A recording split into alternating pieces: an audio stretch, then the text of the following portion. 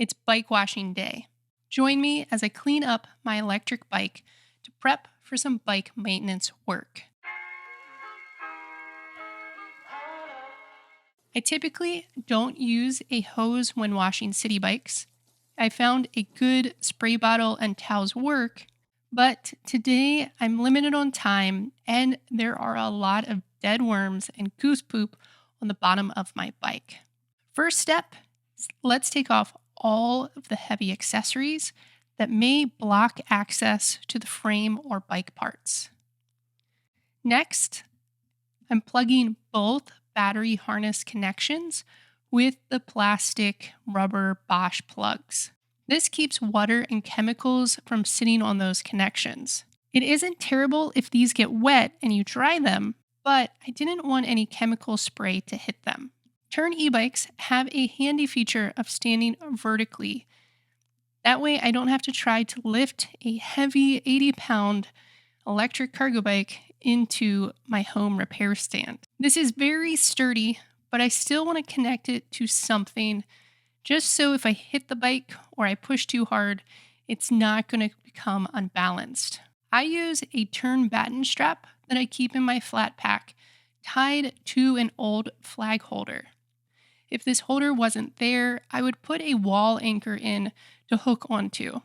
The key tools of cleaning today will be a hose, which could also be a bottle sprayer, simple green, and lube for after cleaning. I use gloves on my hands and shop rags to wipe down the bike. So I'm gently going to use water to get most of the dirt off.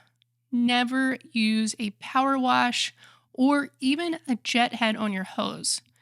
This gets into areas that are supposed to have grease, cleans out the grease, and you're never going to be able to get back in there to re-grease things properly. Once most of the big stuff is knocked off, for this wash, I used the Simple Green bike foaming spray. If I was in a shop and able to take the wheels off, I would just use watered down basic Simple Green in a hand sprayer. But the foam is more controlled, and I'm not going to take off my wheels today, so I don't have to worry about it getting on my rotors or brake calipers because I can spray it closer and have a more controlled spray. As I wipe off the cleaner, I'm also inspecting my bike. Is everything tight? Do my spokes feel good? Is there any tire damage? Is anything showing wear? I check that my lock stand, a special kickstand on my GSD, is engaging properly. I noticed that my cable for my lock stand is fraying, and I will note this so I can replace it during maintenance this week. The last step is adding lube to my tension pulley wheel and lock stand pivots. This bike doesn't have a chain, it uses a belt, so I don't need to worry about lubing the chain or derailleur. If this was a bike with a chain or derailleur, this is when I would be making sure everything is lubed up. Now, the bike is clean and ready to tackle some maintenance projects. Here are some additional tips for when you're cleaning a bike. 90% of my bike cleaning is done inside a shop without a hose. I remove the wheels, use spray bottles of diluted Simple Green and towels. Some people use buckets of water. Whatever works for your unique needs. My favorite cleaning products are Simple Green and Muck Off Degreaser and Bike Wash.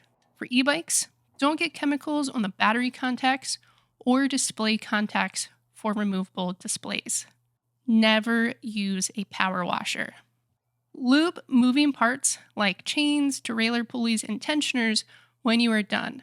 Taking care of the lube doesn't stain your floor. All right, hopefully you found this helpful.